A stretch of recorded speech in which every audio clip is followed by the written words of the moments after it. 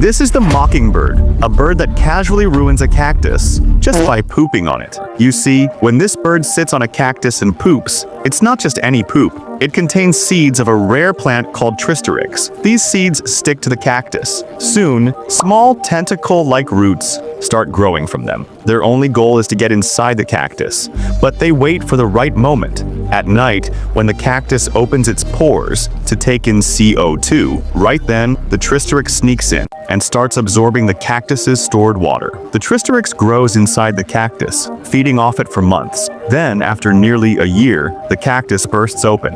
From inside comes a bright, colorful Tristerix plant. The mockingbird returns, eats its fruit, and then flies off to start the same process on another cactus.